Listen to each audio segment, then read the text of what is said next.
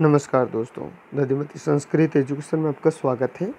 दोस्तों, हम बात कर रहे थे शिक्षा मनोविज्ञान के अंतर्गत समायोजन पर।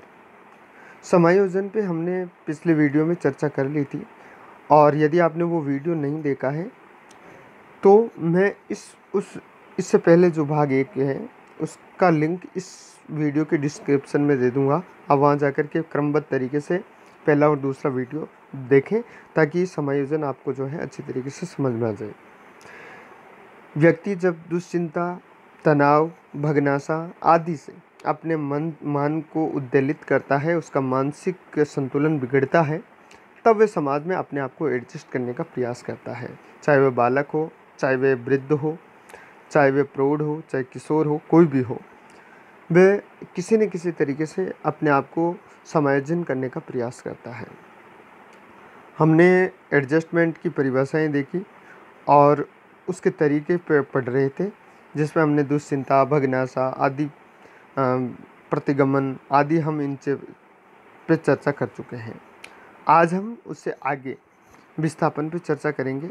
दोस्तों, आपसे निवेदन है कि इस वीडियो को शुरू से अंत तक ज़रूर देखें और अपने मित्रों के साथ ज़रूर शेयर करें। आप यदि इस पे पहली बार पधारे हैं चैनल पे, तो सब्सक्राइब करके बेल आइकन ज़रूर प्रेस करें, ताकि शिक्षा और रोजगार से संबंधित आपको वीडियो समय समय पर मिलते रहे। दोस्तों, शिक्षक भर्ती और शिक्षक पात्रता परीक्षा, चाहे वो एमपी की हो, चाहे यूपी की हो, चाहे राजस्थान की हो, उत्तरी भारत की किसी भी राज्य की हो, उसके अंतर्गत चाहे वो केंद्रीय शिक्षा पात्रता परीक्षा हो, शिक्षक पात्रता परीक्षा हो, सब में समायोजन से संबंधित 2 या 3 प्रश्न जरूर पूछे जाते हैं। हम इस पर पहले चर्चा कर चुके हैं। तो आइए दोस्तों, समायोजन करने के कौन कौन से तरीके हैं जिससे व्यक्ति समायोजन करता है, हम उस पर चर्चा कर रहे हैं। अगली जो प्रतिगमन के बाद में जो आता है वो है विस्थापन।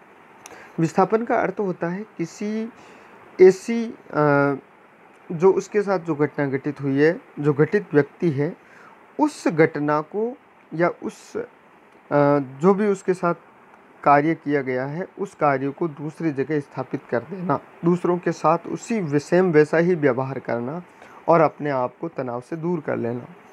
यानी कि अपने आक्रोश को ऐसे व्यक्ति या पर अभिव्यक्त करना जो कमज़ोर हो या जिसे आक्रमण की उम्मीद ना हो। जैसे अध्यापक के द्वारा डांट पड़ने पर घर आकर अपने छोटे भाई बहनों को पीटना, माता पिता के द्वारा डांट पड़ने पर या मार पड़ने पर बगीचे में जाकर फूलों को तोड़ना, फेंकना। तादात्म्यकरण। तादात्म्यकरण का मतलब होता है समायोजन स्थापित करने के लिए व्यक्ति अपना परिचय किसी ऐसे व्यक्ति के साथ तालमेल स्थापित कर देता है जिससे उससे समाज में कोई पद या प्रतिष्ठा प्राप्त हो। इसे तादात्म्यकरण कहते हैं। जैसे कई बार पुलिस वाला जो चालान काटने के लिए जब गाड़ी पकड़ता है या गाड़ी को रुकवाता है, तब वो ऐसे व्यक्ति का परिचय देने का प्रयास करता है जिससे वो उससे तनाव से उस चालान की पर्ची कटने से बच जाए। औचित्य स्थापन। किसी भी कारण से जो पद या वस्तु उसे प्राप्त नहीं हो पाती है, उस पद या वस्तु पर दोष लगाना, उसे कहते हैं औचित्य स्थापन। जैसे मान लीजिए हमने एक बचपन में कहानी सुनी है, अंगूर और बिलाव वाली। तो अंत में वो ये कह कर के वहाँ से चला जाता है कि अंगूर खट्टे हैं, अर्थात अपने अनुचित व्यवहार या दयनीय स्थिति को उचित बताना, जैसे नींबू मीठे हैं।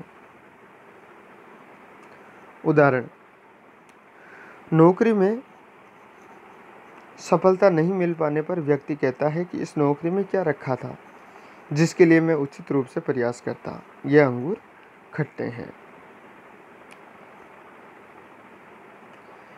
एक बैंक क्लर्क प्रमोशन नहीं होने पर वह कहता है कि अच्छा हुआ, मैनेजर बनने में तो वह फंस भी जाता। अभी देखो मेरे ऊपर कोई जिम्मेदारी नहीं है, अपने तो मज़े ही मज़े हैं। ये नींबू मीठे का उदाहरण है। तीसरा उदाहरण यदि हम देखें तो कार व स्कूटर नहीं होने पर व्यक्ति कहता है कि अच्छा है जो मेरे पास कार या स्कूटर नहीं है, तभी तो मेरी साइकिल से अच्छा व्यायाम भी हो जाता है और मेरा मोटापा भी नहीं बढ़ता है। यह है नींबू मीठे होने का उदाहरण।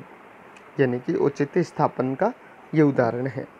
दिवा स्वप्न, ये किशोरों में ये जो जब हम किशोर अवस्था पढ़ रहे थे तब हमने ये देखा था कि दिवा स्वप्न देखने की जो सर्वाधिक आदत पाई जाती है वो किशोरों में पाई जाती है। हकीकत में जिन इच्छाओं की पूर्ति नहीं हो पाती है, कल्पना के माध्यम से उन इच्छाओं की पूर्ति कर क्षणिक संतुष्टि प्राप्त कर लेना दिवा स्वप्न है। जैसे कार की इच्छा नहीं होने पर व्यक्ति कल्पना में मर्सिडीज में बैठकर प्रेमिका के साथ लोगों की सलामी ले रहा होता है। जिसकी शादी नहीं हुई होती है वे कल्पना में दूल्हा बनकर बैंड बाजे की धुन पर नाच रहा होता है। जिसकी नौकरी नहीं लगी है उसके कल्पना में नियोक्ता के द्वारा जो इंटरव्यूअर होता है उसके द्वारा गाड़ी भेजकर उसको बुलाया जा रहा होता है। क्षतिपूर्ति, जिस क्षेत्र में व्यक्ति कमजोर है उसकी क्षतिपूर्ति किसी अन्य क्षेत्र या साधन के माध्यम से लेकर समायोजन स्थापित करता है। जैसे शारीरिक रूप से विकलांग बालक कक्षा में प्रथम स्थान लाकर समायोजन स्थापित कर लेता है। कम लंबाई वाली लड़की ऊंची एड़ी की सैंडल पहनकर समायोजन करती है। आक्रामक उपाय, अपने क्रोधपूर्ण व्यवहार को हिंसात्मक तरीके से अभिव्यक्त करना आक्रामकता कहलाती है। ये दो प्रकार के होते हैं, रक्षक और भक्षक। किसी के अनुचित व्यवहार या असामाजिक तत्वों के प्रति आक्रामक रूख अपनाकर अपनी रक्षा करने की जो कही गई बात है उसमें कोई बुराई नहीं मानी जाती उस व्यक्ति के द्वारा जो तनावग्रस्त है।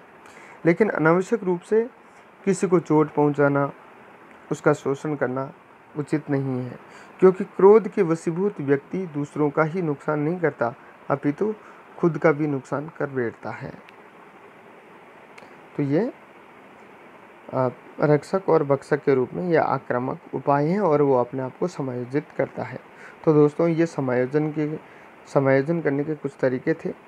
शिक्षा मनोविज्ञान की भाषा में हमने ये देखा कि समायोजन व्यक्ति किस किस तरीके से करता है।